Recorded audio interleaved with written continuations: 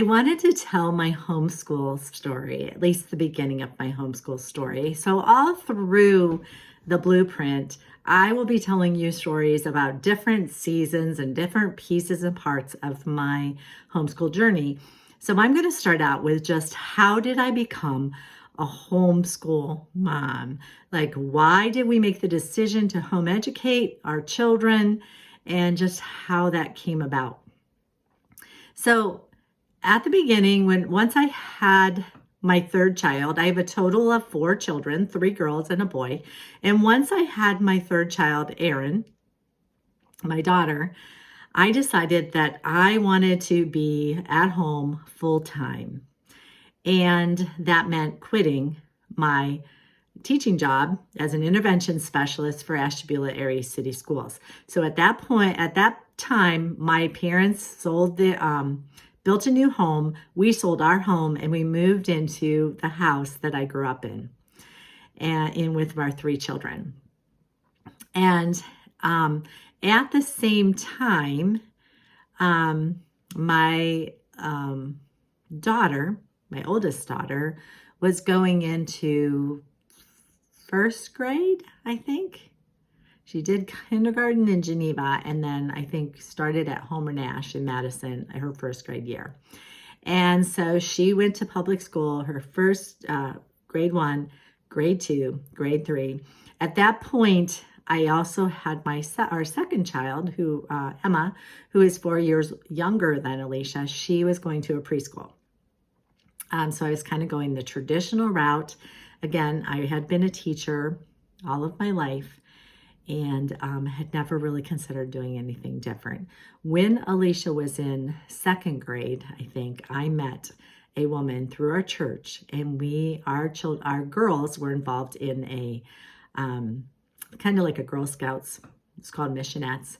And we would go to camps and we would go to outings. And I found myself in my friend's minivan. And we started to talk, and I asked her, how is it that you homeschool? Can you tell me why you homeschool? And I think we all kind of asked that question at some point, right? We've asked a mom, and you get asked those questions by other moms. Why have you chosen to home educate? And so I got to know her, and I got to know her children, and her daughter was very close to all 3 of my daughters, especially my oldest 2. And it wasn't too long that I began to realize that some of the things that my daughter, even at that, like it's changed a lot now, but this was back in the 90s. So even then, my daughter was coming home, and a couple of times she had told me stories about something that they had talked about. And I thought, what does, a second grader, third grader need to know that for? And my daughter was cut out for school. She was a good student. She was very compliant. She read early, like she was a model student. So it wasn't like she was struggling or anything. But I just began to feel like that, one, she was not getting a lot of time with my husband, who was a nurse and worked at night. So when he was home and sleeping or home and up on his days off, she was at school. And then when she was home, he was going to work. So I started to see kind of that pattern that was really dividing up our family. And then I also said to my husband, when Alicia gets to be at junior high school, I want to homeschool her, because I had learned enough to know that I